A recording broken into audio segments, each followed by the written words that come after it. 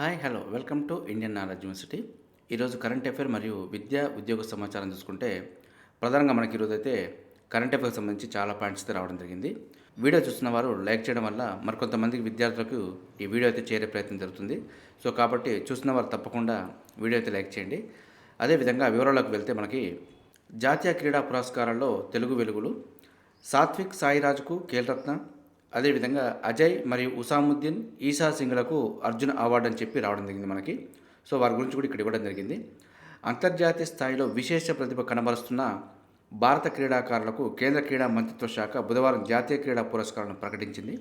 ఈ అవార్డుల్లో తెలుగు రాష్ట్రాలకు చెందిన నలుగురు క్రీడాకారులు సాత్విక్ సాయిరాజ్ ఆంధ్రప్రదేశ్ బ్యాడ్మింటన్, అదేవిధంగా అజయ్ కుమార్ రెడ్డి ఆంధ్రప్రదేశ్ అందుల క్రికెటు మరియు ఉసాముద్దీన్ తెలంగాణ బాక్సింగ్, అదేవిధంగా ఈషా సింగ్ తెలంగాణ షూటింగ్ ఉన్నారు.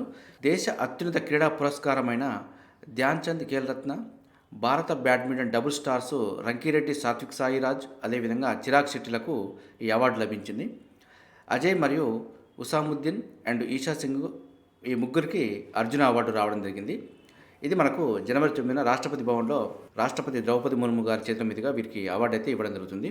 ఇది మనకు జాతీయ స్థాయిలో క్రీడా పురస్కారాల గురించి కొంత సమాచారం. సో ఎంతమందికి అర్జున అవార్డు రావడం జరిగింది, ధ్యాన్చంద్ ఖేల్రత్న అవార్డు ఎంతమందికి రావడం జరిగింది అనే విషయాల గురించి చూసుకుంటే మనకు మొత్తం ఖేల్రత్న అయితే ఇద్దరికైతే రావడం జరిగింది. సాత్విక్ సాయిరాజ్ అండ్ చిరాగ్ శెట్టి బ్యాడ్మింటన్, అదేవిధంగా అర్జున అవార్డులు 26 మందికి ఇవ్వడం జరిగింది. సో వారి గురించి కూడా ఇక్కడ ఇవ్వడం జరిగింది. ద్రోణాచార్య అవార్డులు రెగ్యులర్ కేటగిరీలో 5గురికి ఇవ్వడం జరిగింది, లైఫ్ టైం కేటగిరీలో 3గురికి ఇవ్వడం జరిగింది. అదేవిధంగా ధ్యాన్చంద్ అవార్డులు లైఫ్ టైం అచీవ్మెంట్ కింద 3గురికి ఇవ్వడం జరిగింది. మనకు మౌలానా అబుల్ కలాం ఆజాద్ ట్రోఫీ అత్యుత్తమ యూనివర్సిటీలుగా 3 నిలవడం జరిగింది. సో వీటి గురించి సపరేట్గా నేను వీడియో రూపంలో చేసి మీకు అందుబాటులో ఉంచాను.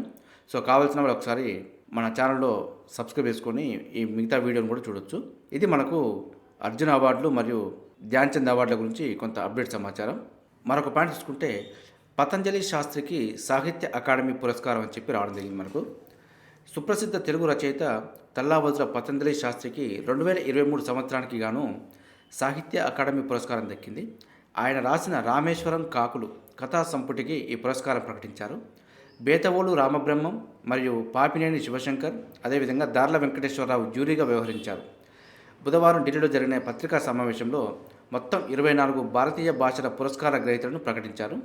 ఇది మనకు పతంజలి శాస్త్రికి సాహిత్య అకాడమీ పురస్కారం గురించి కొంత సమాచారం. అదేవిధంగా మరో పాయింట్ తీసుకుంటే చేనేత సాంస్కృతిక వారసత్వం గొప్పదని చెప్పి మనకు రాష్ట్రపతి ద్రౌపది ముర్ము పేర్కొనడం జరిగింది. ప్రపంచ ప్రఖ్యాతిగాంచిన తెలంగాణ చేనేత భూదాన్ పోచంపల్లిలో రాష్ట్రపతి ద్రౌపది ముర్ము అని చెప్పి రావడం జరిగింది. సో మన కరెంట్ అఫైర్లో భాగంగా రాష్ట్రపతి ద్రౌపది ముర్ము ఈ క్రింది వాటిలో ఏ ప్రాంతాన్ని సందర్శించడం జరిగింది అని చెప్పి అడిగే అవకాశం ఉంది. అదేవిధంగా మనకు ఇక్కడ ఇమేజ్లో చూసుకోవచ్చు, భారతదేశ మ్యాపు మరియు చెరకా బొమ్మలు ఉన్న చేనేత వస్త్రాన్ని ఆవిష్కరిస్తున్న రాష్ట్రపతి ద్రౌపది ముర్ము మరియు చిత్రంలో తుమ్మల మరియు సీతక్క అని చెప్పి రావడం జరిగింది. మనకు ద్రౌపది ముర్ము ఆవిష్కరించిన చేనేత వస్త్రంలో ఏ బొమ్మలు ఉన్నాయని చెప్పి కూడా అడిగే అవకాశం ఉంటుంది. కాబట్టి ఇందులో భారతదేశం బొమ్మ మరియు చెరకా బొమ్మ 2 ఉన్నాయనే విషయాన్ని అయితే గుర్తుంచుకోవాలి. ఇది మనకు రాష్ట్రపతి ద్రౌపది ముర్ము భూదాన్ పోచంపల్లిని సందర్శించిన దాని గురించి కొంత సమాచారం. మనకు నిన్న జరిగిన అసెంబ్లీలో తెలంగాణ ఆవిర్భావం నాటి నుంచి నేటి వరకు బడ్జెట్ మరియు బడ్జెటేతర రుణాల గురించి శ్వేతపత్రం అయితే విడుదల చేయడం జరిగింది. సో దీని గురించి కొంత సమాచారం అయితే ఇక్కడ మీకు డిస్ప్లే చూపిస్తున్నాను. ఒకసారి కావాల్సిన వాళ్ళైతే ఇక్కడ వీడియో పాజ్ చేసి చూసుకోవచ్చు. దీని గురించి నేను సపరేట్గా వీడియో రూపంలో మీకు అందుబాటులో ఉంచుతాను. సో కావాల్సిన వాళ్ళు బడ్జెటేతర రుణాల గురించి పూర్తి సమాచారం అయితే నేను అక్కడ అందించే ప్రయత్నం చేస్తాను. సో ఒకసారి చూసుకోవచ్చు అక్కడ. అదేవిధంగా మరొక పాయింట్ చూసుకుంటే 3 క్రిమినల్ బిల్లులకు ఆమోదం, ప్రతిపాదిత చట్టాలతో నేర న్యాయ వ్యవస్థలో సమూల మార్పులు సాధ్యపడతాయని చెప్పి మనకు వివరించడం జరిగింది. బ్రిటిషర్ల ఆలోచన ధోరణి మరియు చిహ్నాల నుంచి ప్రజలకు విముక్తి, భారతీయ ఆలోచన ధోరణికి అనుగుణంగా న్యాయం చేకూర్చే వ్యవస్థ రానుందని చెప్పి మనకు ప్రకటించడం జరిగింది. ఇందులో ప్రధానంగా మనం కొన్ని విషయాలు చూసుకుంటే బ్రిటిష్ వలస పాలకుల హయాం నాటి క్రిమినల్ చట్టాల స్థానంలో కేంద్ర ప్రభుత్వం తీసుకొస్తున్న 3 కీలక బిల్లులకు లోక్సభలో బుధవారం ముజువానీ ఓటుతో ఆమోదించడం జరిగింది. ఇందులో మనకు 3 చట్టాల గురించి చూసుకుంటే మనకు భారతీయ న్యాయ సంహిత బిల్లు, భారతీయ నాగరిక సురక్షా సంహిత బిల్లు, భారతీయ సాక్ష్య బిల్లులను కేంద్ర హోంశాఖ మంత్రి అమిత్ షా గురువారం లోక్సభలో ప్రవేశపెట్టడం జరిగింది. అదేవిధంగా Indian penal code 1860, code of criminal procedure act 1898, Indian evidence act 1872 స్థానంలో ఈ 3 బిల్లులను అయితే తీసుకురావడం జరిగింది.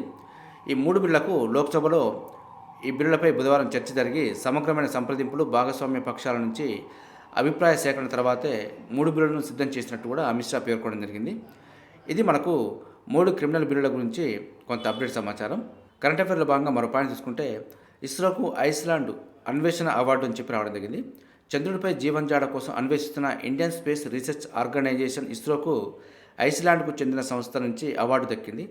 చంద్రయాన్ 3 మిషన్ ద్వారా చంద్రుడిపై సాఫ్ట్ ల్యాండింగ్ను విజయవంతంగా పూర్తి చేసినందుకు గాను 2023 ఏడాదికి లీఫ్ ఎరిక్సన్ లూనార్ ప్రైజ్ను ఇస్తున్నట్టు ఉసావిక్ నగరంలోని ఎక్స్ప్లోరేషన్ మ్యూజియం తెలిపింది.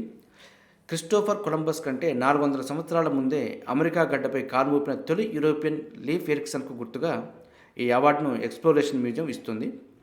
నూతన అన్వేషణతో చేస్తున్న కృషికి గాను ఈ అవార్డును ప్రదానం చేస్తుందని చెప్పి మనకు పేర్కొనడం జరిగింది. ఇస్రో తరఫున భారత రాయబారి బి శ్యామ్ ఈ అవార్డును అందుకున్నారు. ఇది మనకు ఇస్రోకు ఐస్లాండ్ వారు అన్వేషణ అవార్డు ఇవ్వడం జరిగిందని చెప్పి మనకు కొంత అప్డేట్ సమాచారం. ఏ దేశం మనకు అవార్డును ప్రదానం చేసింది, అదేవిధంగా అవార్డు యొక్క పేరేంటి, అదేవిధంగా ఏ సంస్థకు అవార్డు వచ్చింది అనే విషయాలను అయితే అడిగే అవకాశం ఉంటుంది. కాబట్టి ఇందులో నేను చెప్పిన ప్రతి పాయింట్ ఇంపార్టెంటే. ఎడ్యుకేషన్ సంబంధించి మరో పాయింట్ చూసుకుంటే తెలంగాణ గురుకులాల్లో 5వ తరగతి ప్రవేశాలకు సంబంధించి నోటిఫికేషన్ రావడం జరిగింది. ఇది 2024-25 విద్యా సంవత్సరానికి సంబంధించి 5వ తరగతిలో ప్రవేశాల కోసం దరఖాస్తులు అయితే కోరుతుంది. ఆన్లైన్ దరఖాస్తుకు చివరి తేదీ 2024 జనవరి 6వ తేదీ వరకు ఉంది. సో దీని గురించిన పూర్తి సమాచారంతో వీడియోలు అయితే మన ఛానల్ అందుబాటులో ఉన్నాయి.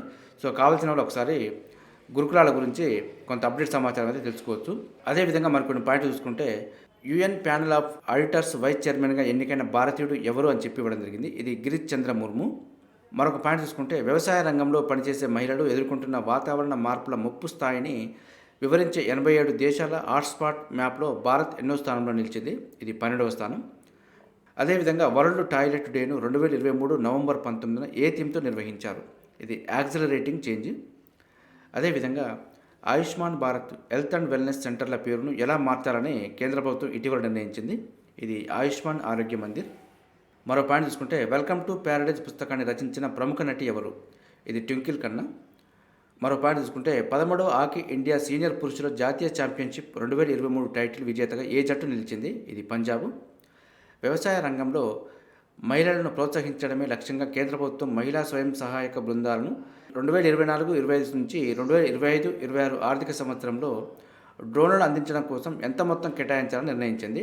ఇది 1261 కోట్లు.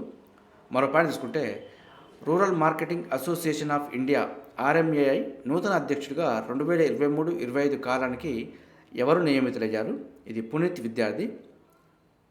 అదేవిధంగా న్యూఢిల్లీలోని national technical research organisation 74 scientist B పోస్టుల భర్తీకి దరఖాస్తులు కోరుతుంది. ఇది ఆన్లైన్ దరఖాస్తుకు చివరి తేదీ 2024 జనవరి 19 వరకు ఉంది. సో పూర్తి సమాచారం కోసం అఫీషియల్ వెబ్సైట్లో కూడా చెక్ చేసుకోవచ్చు. మరో నోటిఫికేషన్ చూసుకుంటే ఐఐఎం కోజికోడ్లో పిహెచ్డి ప్రవేశాలకు సంబంధించి కూడా నోటిఫికేషన్ రావడం జరిగింది. మనకు ఆన్లైన్ దరఖాస్తుకు చివరి తేదీ 2024 జనవరి 31 వరకు ఉంది. సో పూర్తి సమాచారం కోసం అయితే మనం ఐఐఎం కోజికోడ్ అఫీషియల్ వెబ్సైట్లో కూడా చెక్ చేసుకోవచ్చు. ఇది ఈ రోజుకు సంబంధించి కరెంట్ అఫైర్ మరియు విద్యా ఉద్యోగ సమాచారం. ఇదే విధంగా మన ఛానల్లో ప్రతిరోజు మార్నింగ్ అయితే రావడం జరుగుతుంది. వీటితో పాటు ఎడ్యుకేషన్ నోటిఫికేషన్ మరియు ఎంప్లాయ్మెంట్ నోటిఫికేషన్ సంబంధించి కూడా ఎప్పటికప్పుడు అప్డేట్ సమాచారంతో మన ఛానల్ అందుబాటులో ఉంటుంది. మన ఛానల్ని సబ్స్క్రైబ్ చేసుకుని ఫాలో అవుతూ ఉండండి. ఈ వీడియో నచ్చితే లైక్ చేయండి, షేర్ చేయండి, సబ్స్క్రైబ్ చేసుకోవడం మాత్రం మర్చిపోవద్దు. Have a nice day.